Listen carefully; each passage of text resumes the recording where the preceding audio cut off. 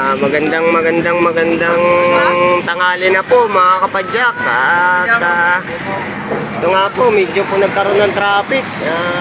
Malapit na po tayo dito. Mindanao Avenue po ito. Malapit na po. Ayun po yung Metro Manila subway. Ayan. Ginagawa pala nila yung subway na yan. Quirino Highway Station. Ayan, Metro Manila subway. Tuloy-tuloy pa rin ang paggawa nila ng mga kalsada at daanan niya po ng ating mga sasakyan na para nang sa ganun po naibsan po yung traffic. Ayan ang mga kapadyak, dito kasi may stoplight po dito, kaya nasa stoplight tayo po, papahinto po tayo. Yung traffic po ang ano, ayun mga kapadyak ayan kikita nyo po yun mga kapadyak. Diyan nga po tayo nakakabag damdamin po sa mga ganyan dahil talagang itong senior wala nga po tayong mga kapadyak.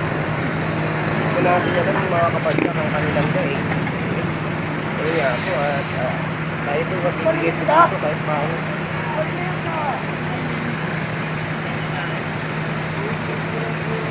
Hindi po lumapit sa atin mga kapadyak at bibigyan po sana natin ng konting bariya pero hindi po lumapit sa atin.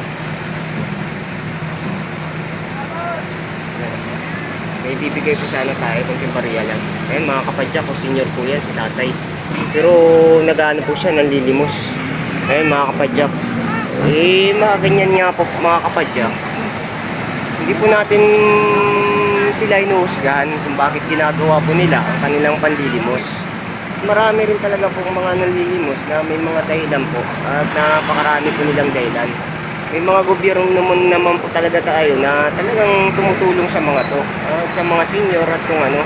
Ngunit ang sinasabi po natin, natutulungan man po natin ay hindi po lahat talaga. At may mga naitutulong man po sila, pansamantala lang po ang kanilang naitutulong. Ayan po ang sinasabi po natin lagi. Kagaya nun, nakita po natin yun na senior na nga po yun. Sa ganitong kainit po, hindi po natin yan na na may matay at ito po sana na mangyari sa kanya yun, masagasaan siya dito sa gilid. Ang safety po ay talagang wala na po.